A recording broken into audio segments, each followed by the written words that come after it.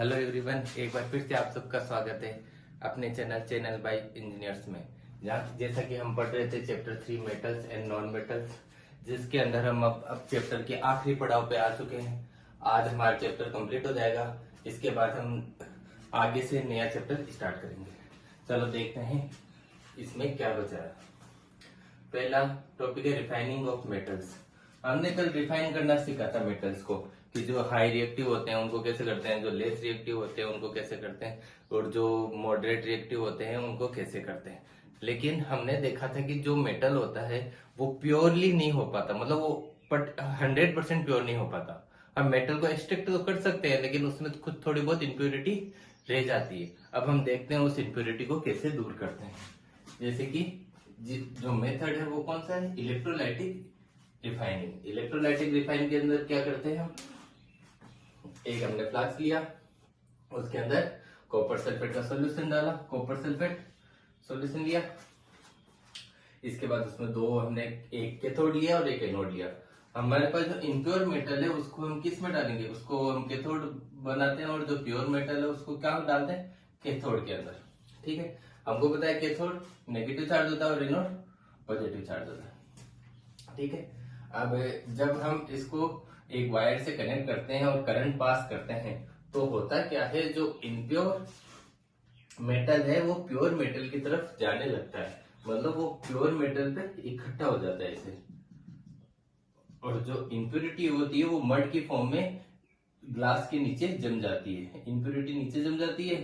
और pure metal है वो, इम्प्योर मेटल में जो मेटल होता है उसकी मड तो नीचे जमा हो गया, और जो मेटल है वो किसकी तरफ जाने लगता है, और प्योर मेटल की तरफ से। तो इस तरह हम इलेक्ट्रोलाइटिक रिफाइनिंग करते हैं, जिसमें इम्प्योर मेटल प्योर मेटल में जाता है, और जो इम्प्योरिटी होती है वो नीचे मड यानी नीचे जमा होती जाती है। आपका आई थिंक समझ में आया होगा इलेक्ट्रोलाइटिक प्रोसेस। आपकी किताब में बस थोड़ा मेथड समझाया हुआ है कि कैसे काम करता है, और इससे ज्यादा कुछ नहीं आएगा आपके एग्जाम में। ठीक है, अब इसके आगे देखते हैं आखिरी टॉपिक जो है हमारा कोरोजन। कोरोजन क्या होता है, कोरोजन हम कोरोजन जंग लगना ही बोलते हैं। जो आयरन के अंदर जो जंग लगती है उसको हम कोरोजन बोलते हैं, लेकिन जो कोरोजन होता है वो अलग अलग मेटल्स में भी लगता है। जैसे कि पहला है सिल्वर। आपने देखा होगा कि चांदी के जो अपने ज्वेलरी होती है, मम्मी की पाजे वगैरह जो होते हैं, ये क्या होते हैं, ये सिल्वर की बनी होती है, लेकिन कुछ टाइम बाद ये काली पड़ने लगती है, इनका कलर डार्क होने लगता है। ऐसा क्यों होता है, क्योंकि ये क्या करते हैं कि सल्फर के साथ रिएक्ट कर लेते हैं, जो कि एयर में प्रेजेंट होती है। सिल्वर है ना, सल्फर के साथ रिएक्ट करके क्या बना लेता है, कोटिंग कर लेता है अपने ऊपर सिल्वर सल्फाइड की, अपने ऊपर सिल्वर सल्फाइड की कोटिंग कर लेता है सिल्वर। किसके साथ रिएक्ट करके, सल्फाइड के साथ। ये आपको पता होना चाहिए कि सिल्वर के ऊपर ब्लैक कलर की जो कोटिंग होती है वो किस मेटल की होती है, वो किस चीज की होती है, वो सिल्वर सल्फाइड की होती है। सिल्वर सल्फर के साथ रिएक्ट करके सिल्वर सल्फाइड बना लेता है। इसी प्रकार कॉपर के अंदर जो कोटिंग हो जाती है वो ग्रीन कलर की कोटिंग हो जाती है।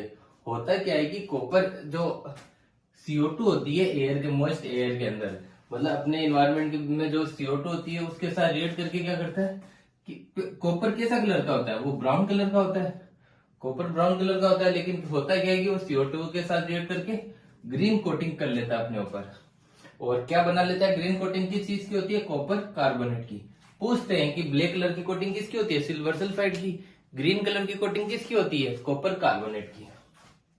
इसी प्रकार आयरन का तो आपको सबको पता ही है कि आयरन एयर की प्रेजेंस में क्या होता है, मॉइस्ट एयर की प्रेजेंस में ब्राउन फ्लैग की सब्सटेंस, मतलब ब्राउन कलर का। एक तो जंग जंग कैसा कलर का होता है, एक तो ब्राउन कलर का होता है। फंगी यानी ऐसे चूरन टाइप का बन जाता है, वो अपने आप ही टूटने लगता है।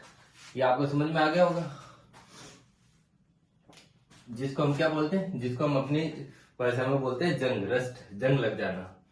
अब हमने देखा कि कोरोजन कैसा कैसा होता है सॉरी, इसको रोकते कैसे, हम रोकते कैसे, ऑयलिंग, मतलब उस पर ऑयल लगा के, उस पर पेंट करके। जैसे अपने घरों में गेट वेट होते हैं आयरन के, तो हम क्या करते हैं, उस पर पेंट लगा देते हैं, तो पेंट से भी हम रोक सकते हैं। ग्रीस करके, गैल्वेनाइजिंग करके, गैल्वेनाइजिंग मतलब उससे हाई रिएक्टिव मेटल से उसको कनेक्ट करने के बाद क्रोम प्लेटिंग, आयोडाइजिंग और मेकिंग अलॉय, उसका अलॉय बना के।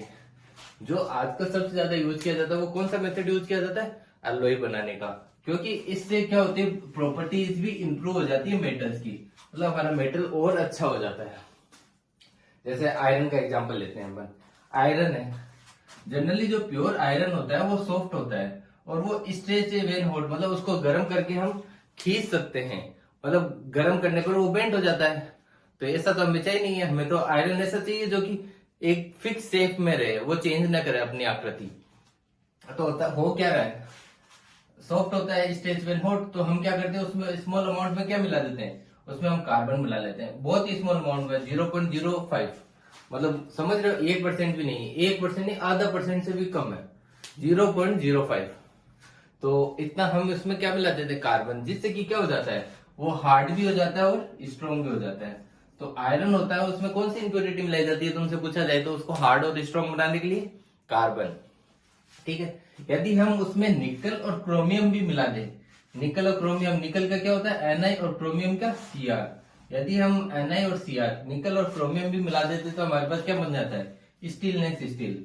जो अपने घरों में बर्तन होते हैं, भगोने, तवे, ये सब किसके बने होते हैं, स्टीलनेस स्टील के। स्टीलनेस स्टील में हमने देखा होगा घर में जो भगोनी होती है दूध वाली, उसके अंदर क्या होता है, जंग नहीं लगता। जंग क्यों नहीं लग पा रहा, क्योंकि उसमें अलॉय, वो अलॉय होता है किसका, निकल और क्रोमियम, उसमें कार्बन पहले से मिला हुआ था। अपने आयरन को स्ट्रॉन्ग करने के लिए क्या मिलाया था, कार्बन, फिर उसमें निकल और क्रोमियम भी मिला देते तो क्या बन जाता है, स्टीलनेस स्टील, उसको स्टील बोलते हैं। तो स्टील हार्ड तो हार्ड होता है और उसमें जंग भी नहीं लगता, उसके डबल फायदे हो गए, ठीक है। अलॉय क्या होता है, अब तुमने देखा कि अलॉय कैसे बनाते हैं, मिक्सर ऑफ अलग अलग मेटल्स के हम मिक्सर कर दे तो उसको क्या बोलते हैं, अलॉय। अब अलॉय होता है वो कैसा मिक्सर होता है, पूछ लेते हैं तो वो होमोजीनियस मिक्सर होता है, मतलब वो अलग नहीं कर सकते। एक बार आपने मिक्सर बना दिया तो वो एक परमानेंट होमोजीनियस टाइप मिक्सर होता है। किस किस का मिक्सर हो सकता है, या तो वो मेटल हो सकता है या वो मेटल और नॉन मेटल दोनों हो सकते हैं। यहाँ पे स्टील देखो, स्टेनलेस स्टील के लिए निकल क्रोमियम ये दोनों मेटल है, लेकिन कार्बन क्या है, नॉन मेटल है। तो मेटल के साथ भी बना सकते हैं और मेटल नॉन मेटल के साथ भी हम अलॉय बना सकते हैं। और अलॉय कैसा होता है, होमोजीनियस मिक्सर, ये बात आपको याद रखनी है, ठीक है। इसके अलावा एक दो अलॉय के एग्जांपल भी है आपकी बुक में, जैसे मरकरी का अलॉय कौन सा होता है, अमलगम। ब्रास का अलॉय क्या होता है, कॉपर और जिंक। ब्रॉन्ज, ब्रॉन्ज सुनता होते हैं, मेडल वगैरह होते हैं, गोल्ड, सिल्वर, ब्रॉन्ज। तो ब्रॉन्ज जो होता है वो किससे बना होता है, कॉपर और एसन क्या होता है, बताओ, एसन होता है टिन। कॉपर और टिन का मिलके बनता है। अपन को पता है copper electricity, good conductor of electricity होता है, लेकिन इसमें टिन मिलाने के बाद ये अपनी कंडक्ट इलेक्ट्रिसिटी खो देता है, मतलब ये करंट पास नहीं करता है, ब्रॉन्ज। इसके बाद अगला जैसे सोल्डर है, सोल्डर का क्या होता है, पीबी क्या होता है, लेड और एसन होता है टिन। लेड और टिन का कॉम्बिनेशन होता है जो कि किस काम में आता है, दो मेटल को वेल्डिंग करने, नाम से पता चलता है सोल्डर, सोल्डरिंग यानी वेल्डिंग, वेल्डिंग करने के काम आता है। तो यही अपना ये चैप्टर कंप्लीट होता है। चैप्टर में जो इम्पोर्टेंट था मैंने आपको बता दिया है। अब हम अगली क्लास में देखते हैं अगले चैप्टर के साथ। जब तक के लिए धन्यवाद, मिलते हैं अगली क्लास में।